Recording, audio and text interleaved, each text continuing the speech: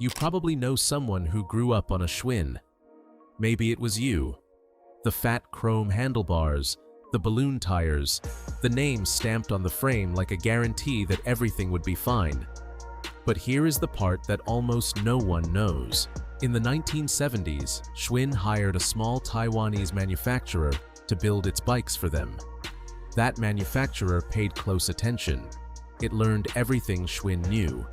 And then, it quietly became the largest bicycle company on Earth, while Schwinn went bankrupt. The name of that manufacturer was Giant. For most of the 20th century, Schwinn and the American bicycle were the same thing.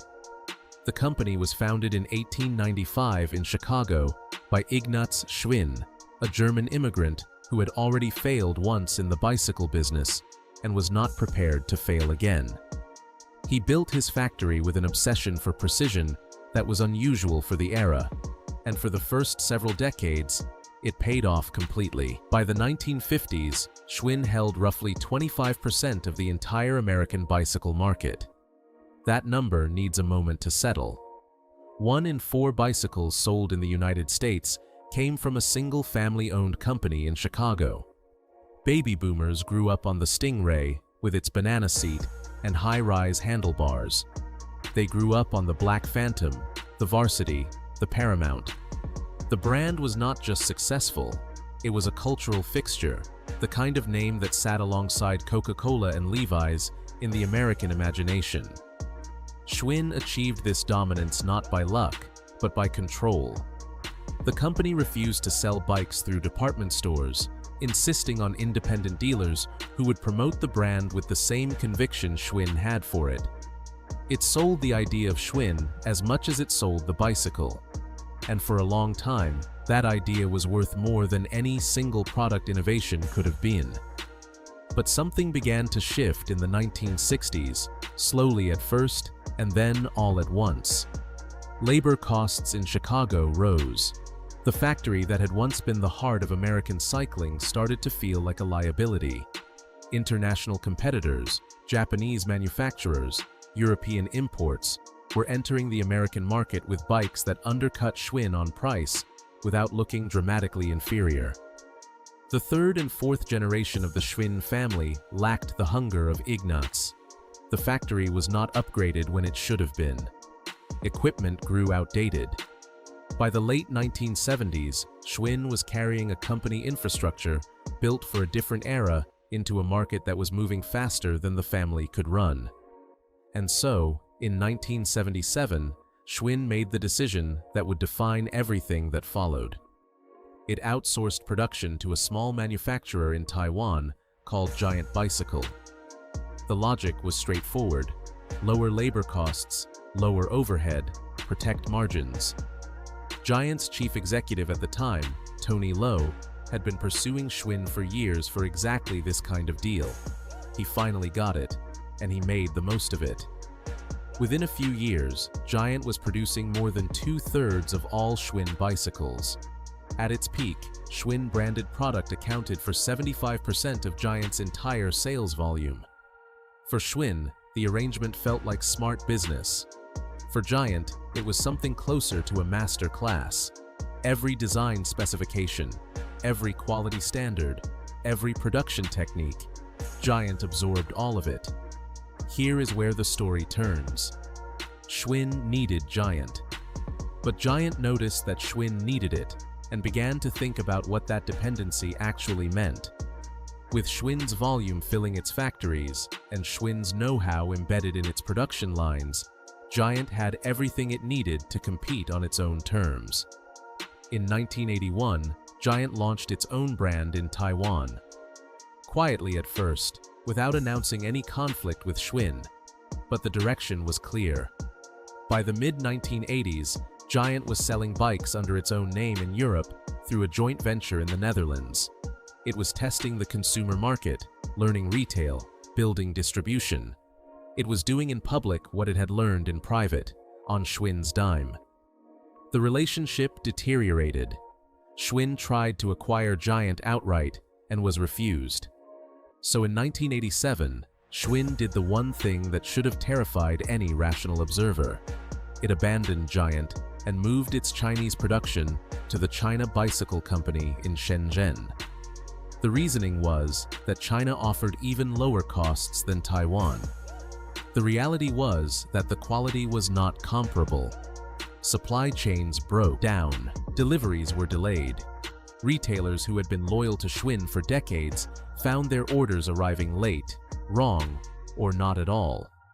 Meanwhile, Giant, freed from the dependency on Schwinn volume, hired Schwinn's own former vice president of marketing to lead its United States entry. In 1987, the same year Schwinn walked away, Giant began selling under its own brand in America. By 1991, Schwinn was watching the market it had spent a century building disappear in real time. Trek, Specialized, and Giant, all of them, to varying degrees, companies that Schwinn had either dismissed or inadvertently trained, now accounted for a third of all bicycles sold through independent dealers. Those independent dealers were the same channel Schwinn had built its reputation through, the same network it had spent decades cultivating. And Schwinn missed the mountain bike entirely. In the early 1980s, a new style of bicycle was emerging from the hills of California. Wide tires, flat bars, multiple gears, built for unpaved terrain. Schwinn's leadership looked at it and called it a fad.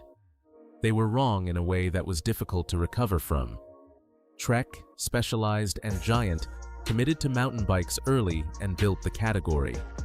By the time Schwinn accepted that mountain biking was not going to disappear, the brands that now defined the segment had already won the loyalty of a generation of riders. In October 1992, Schwinn's CEO filed for Chapter 11 bankruptcy protection. The company carried $80 million in debt. It had lost $2.9 million in the years leading up to the filing, a violation of its bank covenants that forced the crisis into the open. Workers who had spent careers in the company were laid off. Key executives who saw the outcome coming had already left for jobs elsewhere. The brand that had held 25% of the American bicycle market was sold out of bankruptcy in 1993 for $40 million. Giant, the company Schwinn had built into a global manufacturer, would go on to post annual revenue of $1.9 billion by 2017. It now sells in more than 12,000 retail stores across 50 countries.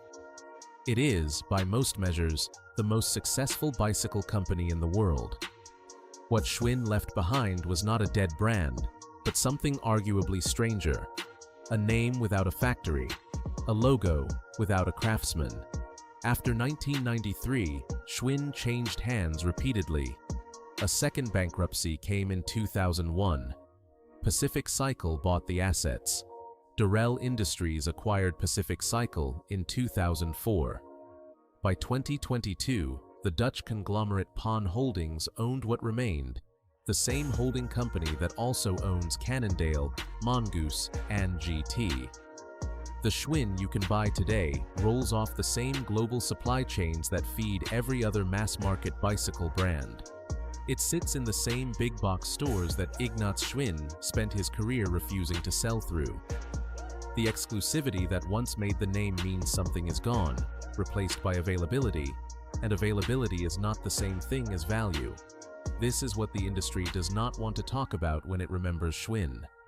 It was not just a business failure, it was the end of an argument that craftsmanship, distribution discipline, and brand integrity could protect a company from the logic of global manufacturing forever. They cannot. And the cycling world lost something specific when Schwinn collapsed. Not just a product, but a proof of concept that the American model of vertically integrated, family-owned bicycle manufacturing could survive. The real lesson from Schwinn is not that arrogance destroys companies, though it does. It is not that outsourcing is always dangerous, though it can be. It is something more specific and more uncomfortable. When Schwinn handed its production to Giant in 1977, it handed over everything that made Schwinn, Schwinn. The designs, the standards, the accumulated knowledge of how to build a bicycle well, It kept the name and let go of everything the name had once represented, and the partner it chose paid close enough attention to eventually take the whole market. Trek and Specialized in Cannondale are not accidents. They filled a vacuum that Schwinn created by deciding that the brand could float free of the factory. It could not. No brand can. What cycling lost when Schwinn fell was the clearest possible evidence that the thing under the logo matters. The material, the craft, the decision about where to put the weld and why. The Schwinn Stingray hanging in someone's garage today is not a relic of failure. It is a relic of a time when the name and the object were the same thing. That time is over, and the industry that replaced it is worth knowing for exactly what it chose. Subscribe if you want more honest stories about where cycling actually came from.